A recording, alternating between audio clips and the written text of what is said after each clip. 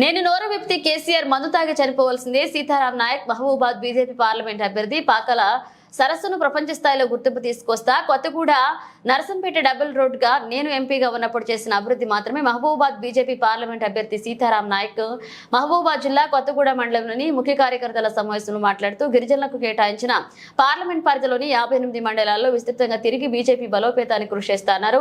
మోదీ మళ్లీ ప్రధాని చేయాలని ప్రజలు కోరుకుంటున్నారని అన్నారు. అన్ని దేశాలకు ఒక దిక్సూచిగా ఉండి దేశాన్ని రక్షిస్తున్న ఏకైక వ్యక్తి మోదీ అని అన్నారు. తెలంగాణ కోసం అన్ని విధాలా కృషి చేసిన ఉద్యమకారుని ఎలాంటి మచ్చ కేసులు అవినీతి తావలేకుండా మచ్చలేని మనిషిగా ఉన్నారని అన్నారు.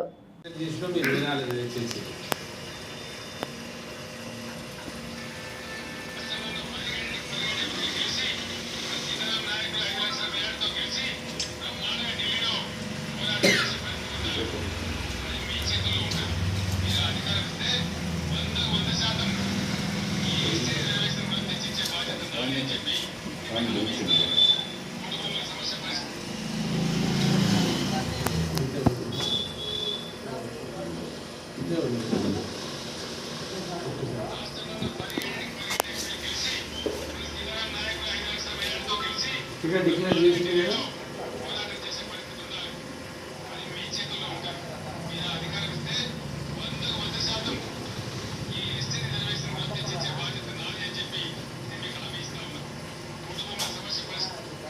ఇది శంకర్ నాయక్ మా ఉద్యమకారులకు బీఆర్ఎస్ శ్రేణులు ఇంకెవరైనా ఇవ్వాలైతే మొత్తం ఏదో ఖాళీ అవుతుందని తెలిసి మొత్తం వెళ్ళిపోతూ ఉన్నారు. కనుక నాకు జరిగిన అన్యాయం, నన్ను ఏ విధంగా మోసం చేసిండ్రో అది వాయిస్ రూపంలో కూడా ఒక్క నిమిషం మీకు వినిపిస్తా. ఆ తర్వాత తప్పనిసరిగా బీఆర్ఎస్ ఉండదు, కాంగ్రెస్ పార్టీ అది ఎంతకాలం ఉంటుందో ఎవరికి తెలియదు. వాళ్ళ దోషుల వాళ్ళు ఉన్నారు.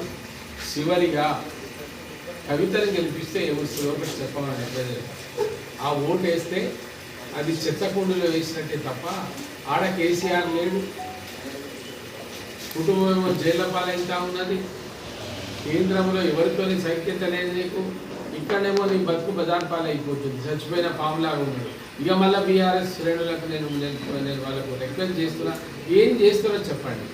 మీరు ఒకవేళ బీఆర్ఎస్ ఓటు వేస్తే ఈ తెలంగాణ ప్రాంతం ముఖ్యంగా మహబూబాద్ అభివృద్ధికి ఆటంకం కలిగించిన వాళ్ళు మాత్రం అవుతారని నేను వాళ్ళకి మనవి చేస్తా ఉన్నాను. లేదా వాళ్ళకి డిబేట్ ఫోన్లో మాట్లాడవచ్చు. సార్ మీరు ఆమె వేస్తే ఎట్లయితుందంటే దానికి నేను సమాధానం చెప్తాను. ఇకపోతే బలరాం నాయక్ తెలంగాణ ఓటు వేయకపోతే తెలంగాణ తీసుకుపోయి ఆంధ్రలో గెలుస్తాన్న మహనీయుడు గత 5 సంవత్సరాలు మంత్రిగా ఉన్నప్పుడు ఏంటో చెప్పండి. మీరు ఈ ఆదివాసుల గురించి ఏం మాట్లాడేది? 720 గిరిజన తెగలు ఉన్నాయి. ఇప్పటి వాళ్ళకు 1963 నుంచి ఇప్పటి వరకు వాళ్ళకు రిజర్వేషన్ పెరగలేదు. ఆ రిజర్వేషన్ పెంచింది నేను. పెంచినందుకు కేసీఆర్ నాకు